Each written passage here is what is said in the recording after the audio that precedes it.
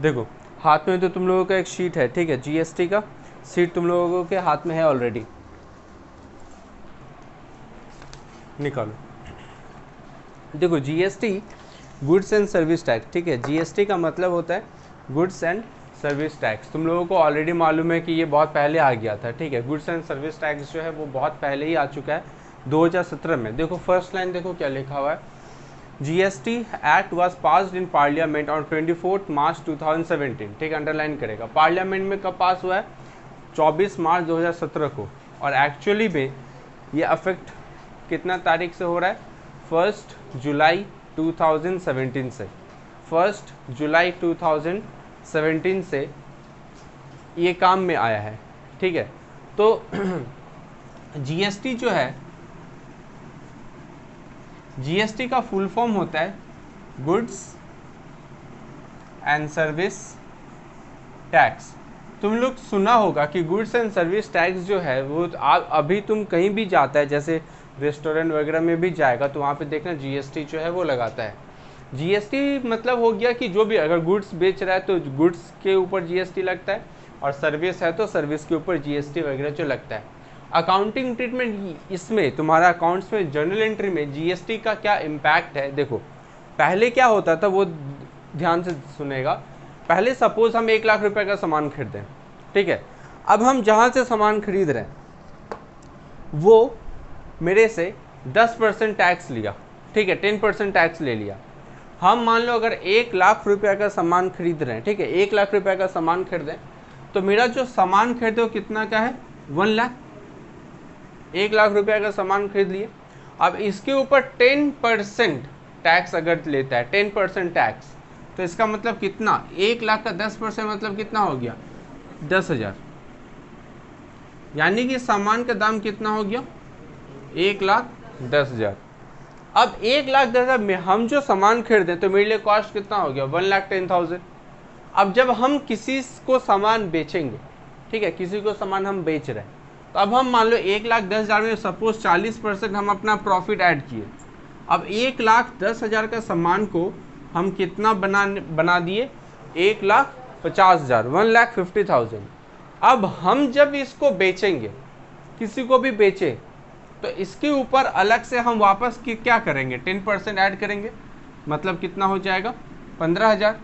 और मेरे से जो सामान खरीद रहा है वो इसका मतलब इसको कितना में खरीदा? 1,65,000 में। प्रॉब्लम देखो, एक तुमको प्रॉब्लम समझ में आएगा। हम 10,000 टैक्स दिए थे ना, और ये जो बंदा मेरे से सामान खरीद रहा है, तुम बताओ ये 1,50,000 में वो 10,000 इंक्लूड है कि नहीं है? और अभी ये जो मेरे को टैक्स दे रहा है वो इसका मतलब 1,50 के ऊपर टैक्स दे रहा है, यानी टैक्स के ऊपर भी क्या लग रहा है? टैक्स लग रहा है। अब ये कंटिन्यू ऐसे चलते जाएगा। जो मैन्युफैक्चरिंग बिजनेस करता है वो किसी से सामान खरीदा टैक्स देके, अब ये सपोज किसी को बेचा, होलसेलर को बेचा, तो कुछ टैक्स देके, तो टैक्स के ऊपर टैक्स लग गया। होलसेलर किसको बेचा? रिटेलर को, तो वापस टैक्स के ऊपर टैक्स लेगा, टैक्स के ऊपर टैक्स, टैक्स के ऊपर टैक्स, ऐसे करके सामान का जो दाम होता है वो लगातार क्या होने लगता है? बढ़ने लगता है, और इसके वजह से इन्फ्लेशन आने लगता है। इस चीज़ को हटाने के लिए पहले जो टैक्स सिस्टम आया था वो था वैट, वैल्यू एडेड टैक्स, जो कि पहले था। अब वैट को हटा के क्या आ गया? जीएसटी। बट इसका वैट का भी कैलकुलेशन, वैट भी इसीलिए आया था कि लगातार दाम बढ़ते जा रहा है, तो सरकार आके क्या बोलता है कि जो टैक्स दे रहे हो उसको अपना कॉस्ट में ऐड मत करना, उसको अपना कॉस्ट में ऐड नहीं करेगा। से समझा? जैसे देख, सुन, ध्यान से सुनना। हमको सरकार आके बोलता है, देखिए ठाकुर जी, आप जब सामान खरीदेंगे ना, टैक्स मत ऐड करिएगा, टैक्स नहीं ऐड करना है। हम कितना लाख रुपए का सामान खरीदे थे? 1 लाख। कितना टैक्स दिए?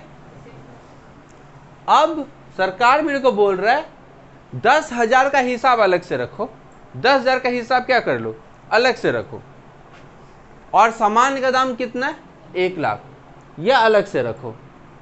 हम बोले ठीक है देख लेते क्या बोल रहा है सरकार, ये भी देख लेते। 1 लाख रुपए अलग से, अब हम अपना दिमाग में बैठा के रखें, हम भी दिमाग में बैठा के रखें 10,000 अभी मेरा पॉकेट से गया है, अब मेरे को मेरा 10,000 क्या चाहिए, मेरे को वापस चाहिए। हम अपने 10,000 पॉकेट से क्यों भरे भाई, हम अपना 10,000 पॉकेट से क्यों भरे, है ना। तो हम बस दिमाग में रखें, बस सरकार मेरे को बोले ऐड नहीं करने, तो हम फिलहाल ऐड नहीं किए। तो अगर हम ऐड नहीं करेंगे तो मेरा सामान का दाम कितना था, 1,00,000। अब हम प्रॉफिट कितना ऐड करेंगे, 40,000, क्योंकि यहाँ भी 40,000 ऐड किए तो यहाँ भी 40,000 ही करते हैं। सामान का दाम कितना हुआ, 1,40,000। अब सरकार आके बोलता है ठाकुर जी आप जब बेचोगे ना तो 1,40,000 के ऊपर टैक्स ले लेना।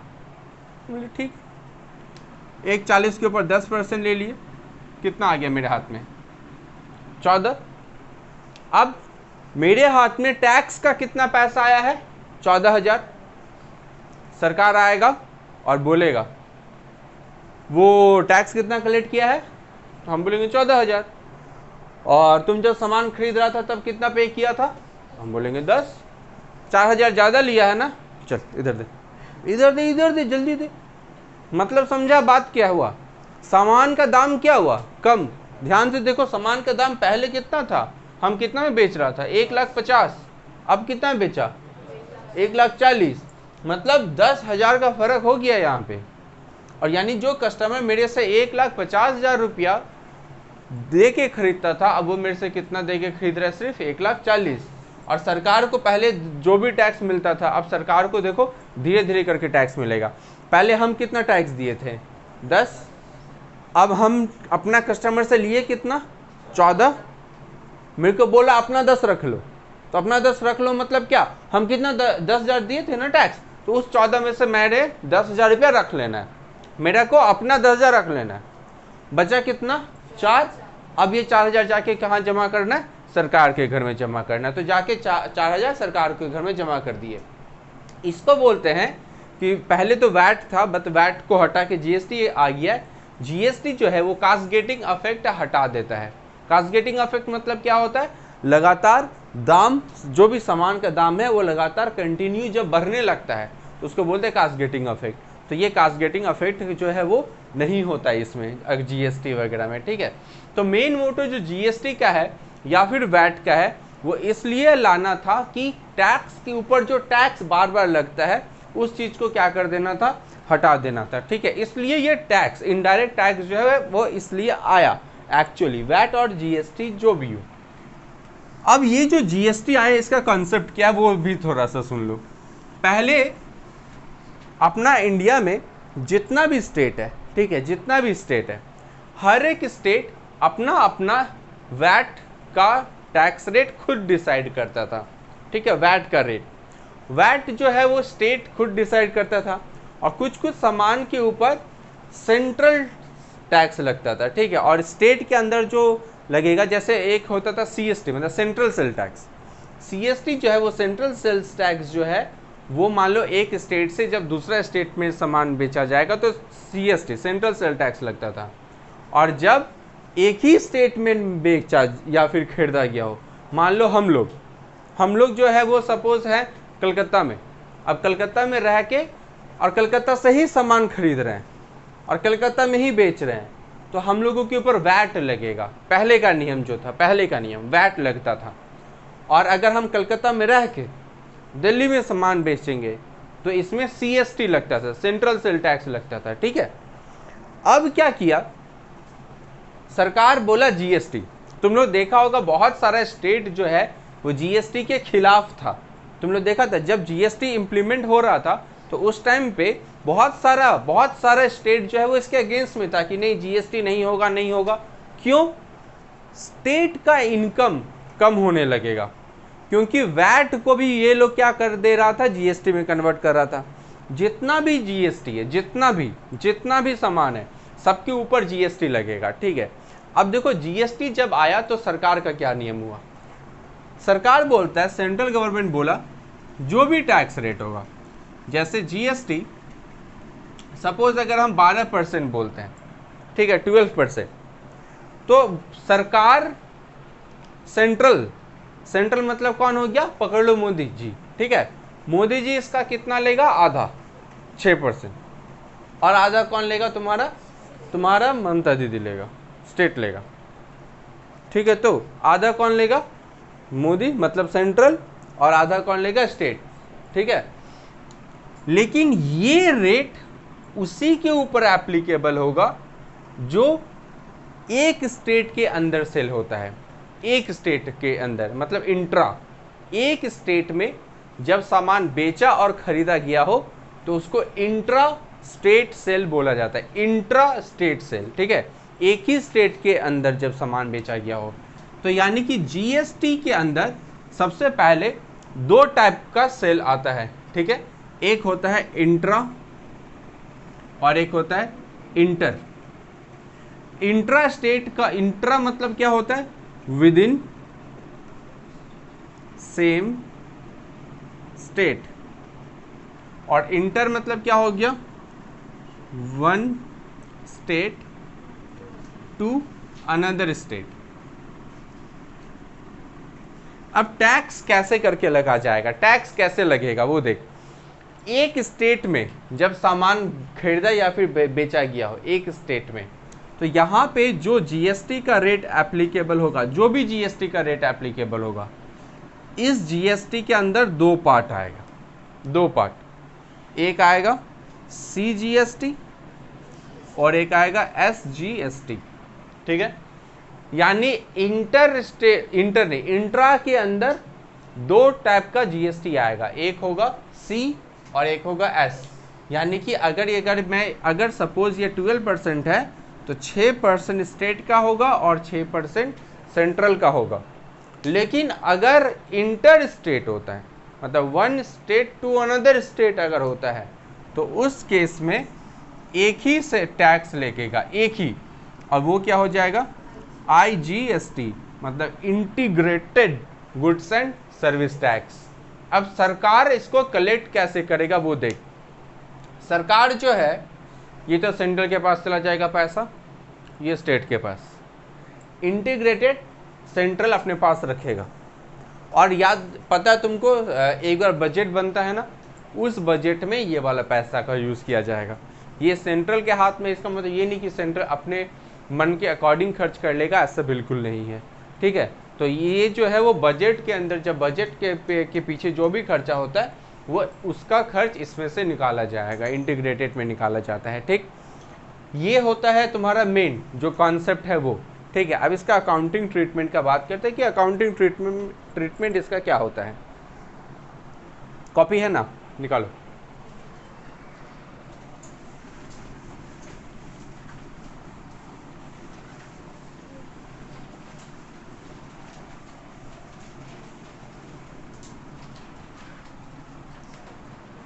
लिखो number one,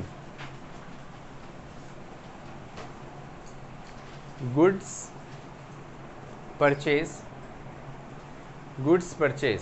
for ₹1 lakh, goods purchase for ₹1 lakh, ठीक है। एट द लिखो GST rate at the rate of 12%, GST rate at the rate of 12%, GST rate at the rate of 12%, GST rate at the rate of 12%, ठीक है। चलो तो पहले देखो, बोलो जनरल एंट्री क्या होगा। पहले सुनो, लिखो ए मतलब ये सब हेडिंग तुमको दे रहे हैं, ठीक है। नंबर 1 क्वेश्चन हो गया। नंबर ए, इसका हेडिंग बनाओ journal entry without GST, journal entry without GST, journal entry without GST, journal entry without GST, ठीक है। लिखो, बताओ तुम लोग बताओ जर्नल एंट्री क्या होगा। Purchase goods for ₹1 lakh, GST without GST, मतलब जीएसटी का रेट को कंसीडर करना ही नहीं है, तो बोलो जर्नल एंट्री क्या होगा। Purchase account debit to cash, ये तो अपने को सब पता है। लिखो पहला entry without GST, purchase account debit to cash, without GST, purchase account debit to cash account. Amount में कितना होगा? 1 लाख 1 लाख, तो 1 लाख 1 लाख। अब नंबर बी करना। Number B,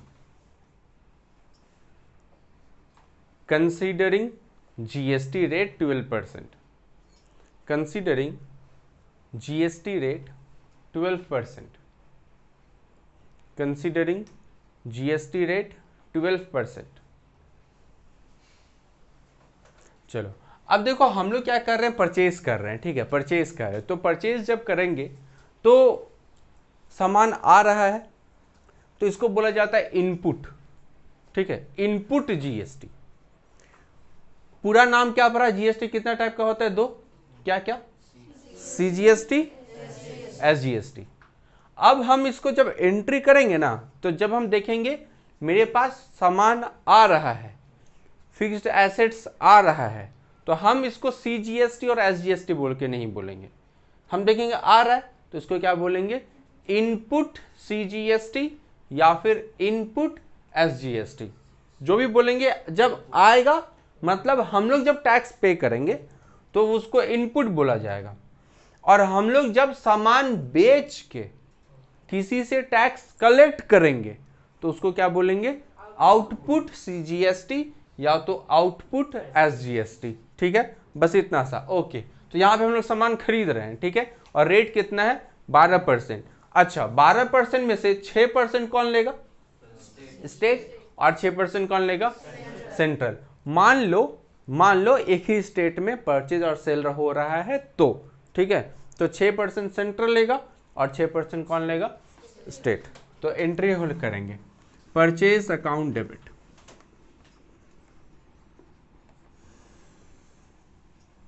one lakh, purchase account debit 1 lakh, input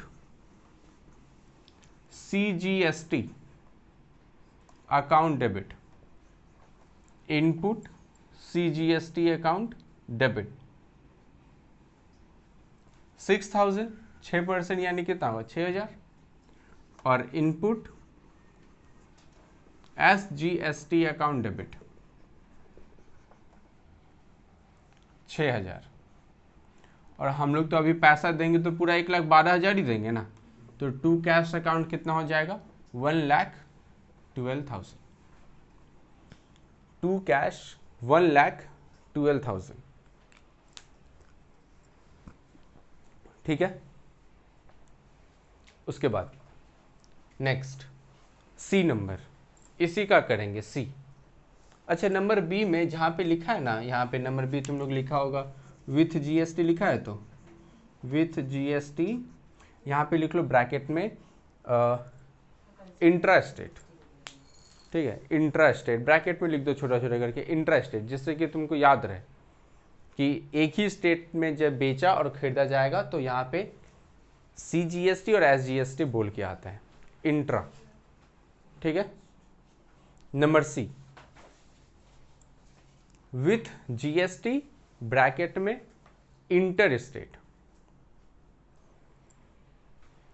with GST bracket में इंटर स्टेट, मतलब अब हम लोग दूसरे स्टेट से खरीद रहे हैं। ठीक है, चलो, अगर दूसरे स्टेट से खरीदेंगे तो purchase account debit, purchase account debit 1 lakh. बोल पाएगा क्या होगा उसके बाद? इनपुट आईजीएसटी, क्योंकि इंटर स्टेट है तो इनपुट आईजीएसटी अकाउंट डेबिट, और अमाउंट कितना होगा? सीधा 12,000। इसका आधा आधा नहीं होता, टू कैश 1,12,000। ठीक है, ये एक तो हम किए, अब एक तो तुम लोग खुद से करेगा।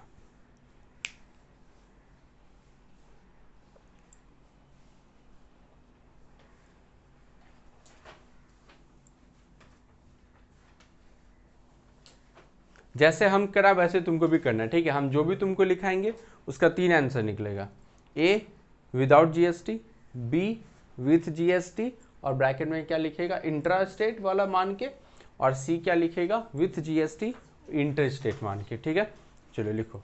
Purchase plant and machinery, purchase plant and machinery for rupees, purchase plant and machinery for rupees 5 lakh, purchase plant and machinery for rupees 5 lakh.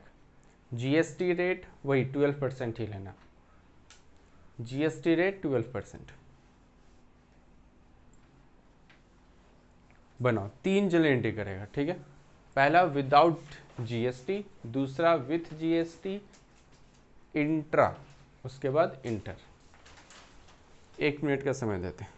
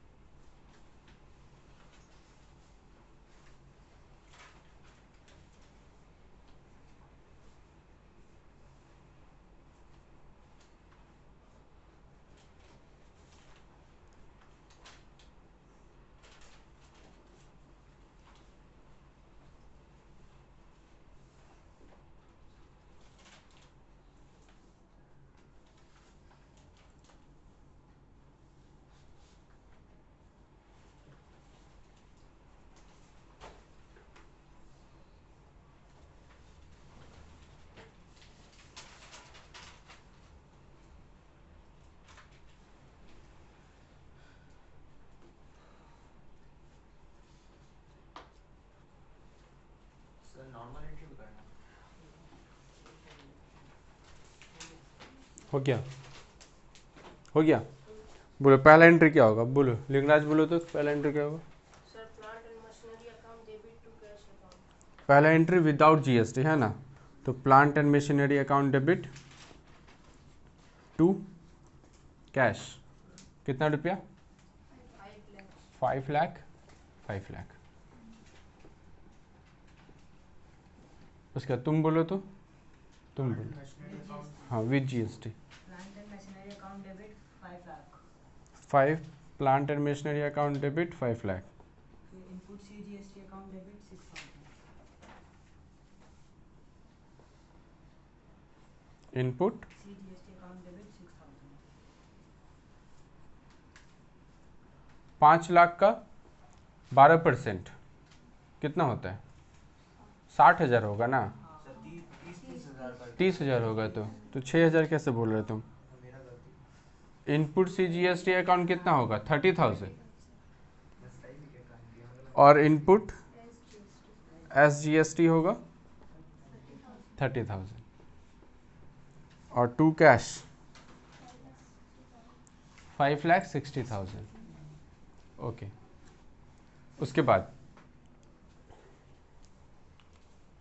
तुम बोल दो प्रकाश।